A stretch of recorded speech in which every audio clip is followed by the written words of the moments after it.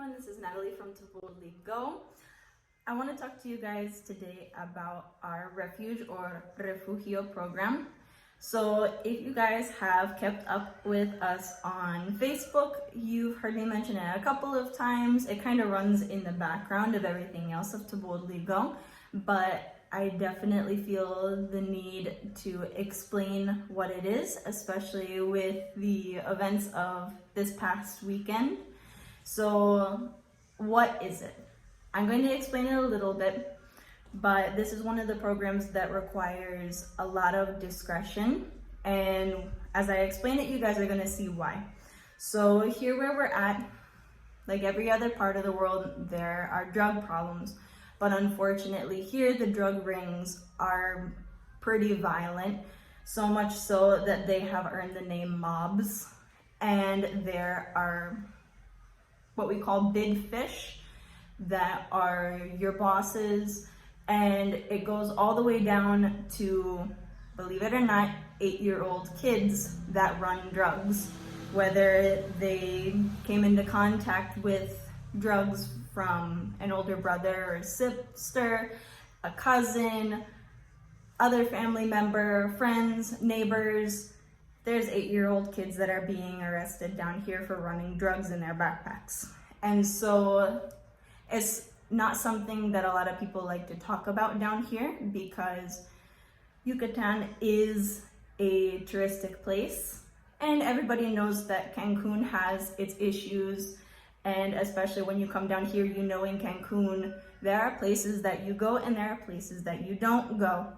And so where we're at, I'm going to not say it because those of you that know us know where we're at, but other people, I don't want to draw too much attention to it. And so where we're at, it's not as bad as Cancun. There's not necessarily areas where you stay away from and areas that you can go to freely. Thank goodness that we're not there yet, and hopefully it'll never get there. We've seen it growing in the Merida area and of course Cancun, and where we're at is a crossroads. And so there's a lot of activity and it runs in the background. And as I said before, it goes all the way down to 8-year-old kids. So what is the Refuge Program? The Refuge Program is specifically for the kids, the youth, the adults that are in these drug circles, in prostitution circles, because those are down here too, in these darker parts that want to get out. Because once you get in, there's really no way out besides what we call being cleaned, and that's being taken out. And so once you're in for life. And a lot of these kids, I'm going to say kids for everybody, but a lot of these kids, they've seen the darkest of the dark, not just with drugs. They've seen people being cleaned. They've seen all these different things, if not been a part of it. And so it's a very, very difficult life, and there's no way out. And one of our family members was in the darkest of the dark parts of these, because there are different tiers of how deep you get into it. And so one of our family members was part of it, and he is, as far as a lot of people around here know, the first, or one of the first, to officially get out of the drug circles on one of the deepest levels, not be hunted down, and turn his life around completely for Jesus. He is now one of the leaders for the Refuge Program, has an amazing, amazing testimony. He has literally told his testimony to police officers, gone to the police station to rescue others, and the police are literally like, I know you, I arrested you not too long ago. and he tells them what Jesus did in his life, and God just opens the door. So far we have had officially 2 young men in the Refuge program, including my family member, and they have been successful. Both are no longer being looked for. Both can literally go and tell their testimony to police officers and other people that are still in the rings and give them hope in Jesus. And so that's what this program is about. This is why there's so much discretion with this program and why I don't mention it a lot. And the reason why I'm doing it here on YouTube and then going to post later to Facebook. And so what does it look like as far as our end with the Refuge program? This is something that's new and still kind of growing. We know how to handle it, but we truly believe that it's going to encompass more than we realize, especially now where we're at with the ministry house is one of the neighborhoods that it is so saturated in. And so the first thing I want to talk to you guys about is what we call the silence period. And this is the period of time right after one of these kids comes in contact with us and they want to get out. The silence period starts first with knowing that the only way out of this is through Jesus. And I know that a lot of people are gonna oh, that's super religious. No, it's only Jesus to get out of these drug circles, because as far as other options, it's literally death.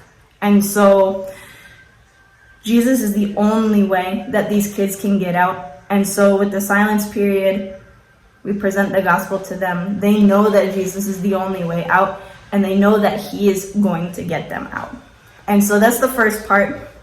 And in this part, there's no contact with anybody, because with both of the kids that we've already helped through this program, they were on a wanted list and people were looking for them.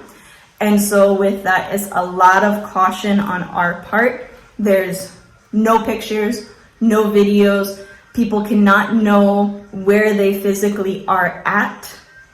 And that's why if we house one of these kids, they do not stay here on the ministry house campus, because it is a public spot where a lot of people go in and out.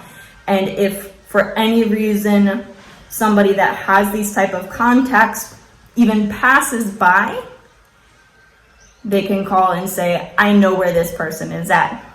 And we don't want that. And so they don't stay on campus. They have a special spot that they stay that I'm not going to disclose. It's safe for them.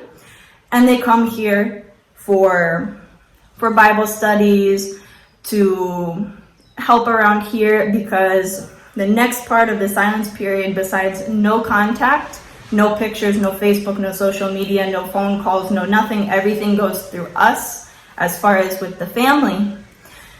The next part of the silence period is finding a new focus for these kids, because once you get into it, that is pretty much, that's everything. And so you're thinking about how to sell the next piece of merchandise that you have, where you can go, people to stay away from. It's consuming. And so it's finding a new focus. A lot of these kids don't even make it through high school. And so we're really, really proud of our family member that made it, literally went all the way back to middle school, finished his middle school, and now he's working on his high school diploma right now and working in the field that he wants to. And so super, super proud of him, super proud of the other young man that was in our program. He's moving along really, really well too. And so it's finding a new focus. First, the focus is a relationship with Jesus, because that's the only way that they're going to get out, the only way they're going to grow, the only way that there's going to be a true change.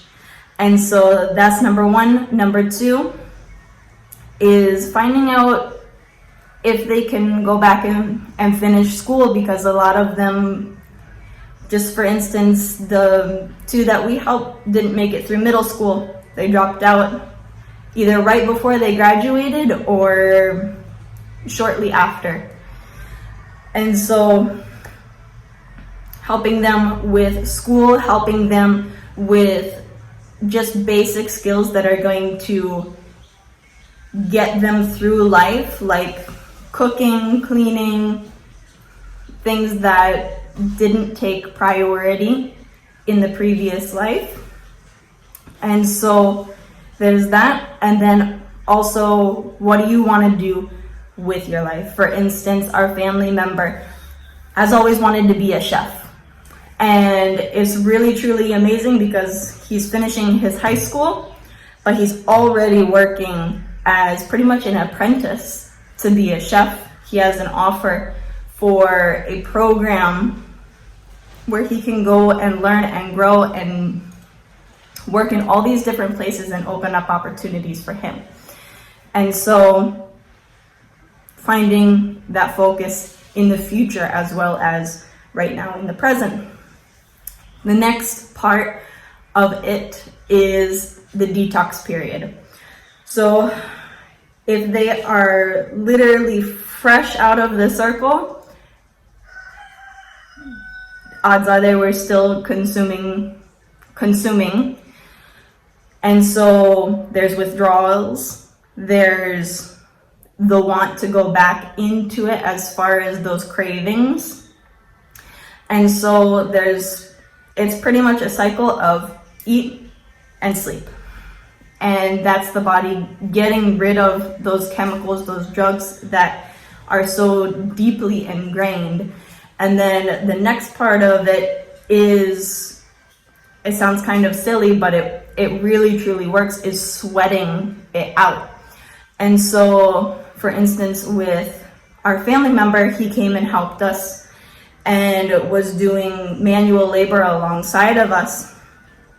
And as he was sweating it out, those cravings start to go away and gain weight, because these kids are so skinny when they come to us, because it's literally just the drugs and a tiny bit of food to get them through. And so they start gaining weight, they start getting healthier, and Jesus heals them. It's amazing. It's only him. We do have the structure behind it, but it really truly is only Jesus. And so this is what the Refuge program looks like. We just had another young man, they literally come and find us, show up at our doorstep and said that he wanted to change his life. He knew that he needed Jesus and he wanted to change. And so right into the program. And so as he is going to be here, I'm going to be super careful with photos, with videos, with lives, all of these different things. We've already met with the family and everything. And so now that you guys kind of have this backup, this backstory, this information, you're going to understand why the pictures are like this, why there's no pictures of this specific event. For instance, with the Bible study, there's only so many pictures you can take of a Bible study. And with these people sitting at the table, I cannot risk taking a picture of all the people sitting at the table because of this one young man that's sitting at the table that could risk his life. And so the last thing that I want to talk to you guys about is how this program is going to grow. So our dream with this program has been on our hearts for a really long time, even before our family member came into the picture. Hold on. It's been on our hearts a really long time, even before our family member came into the picture. But now with the ministry house and the other house that's on the other side of the property, it opens up more opportunities. And so we're really praying for the finances to finish the other house, because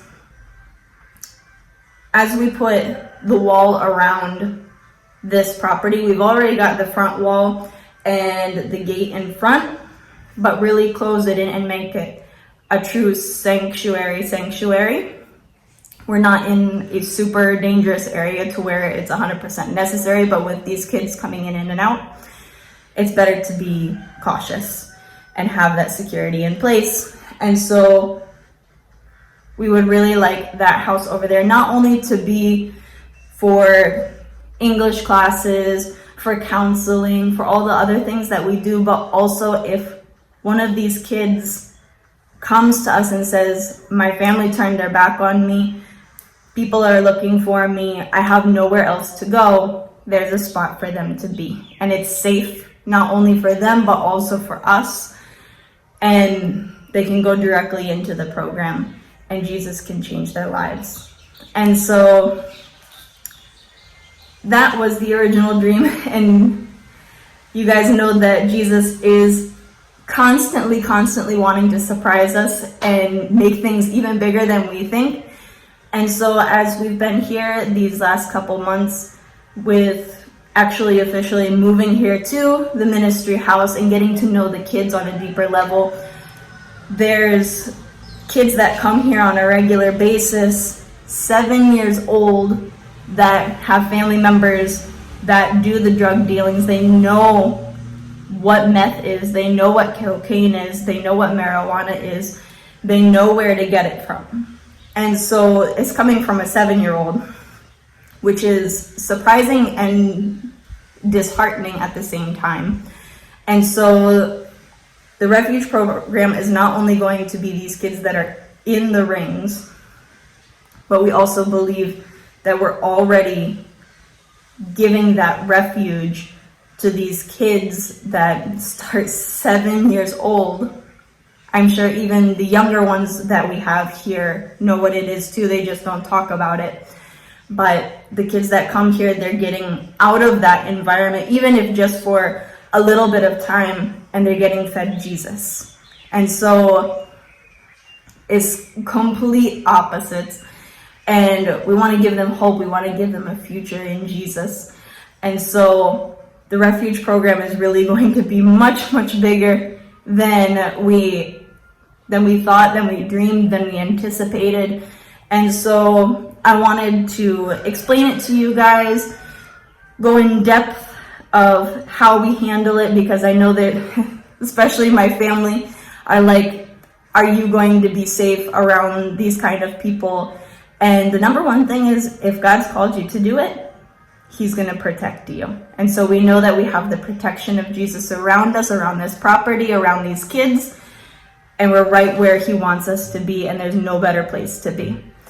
And then second, we also have the tools and the wisdom and the knowledge to know what to do and what not to do with these kids.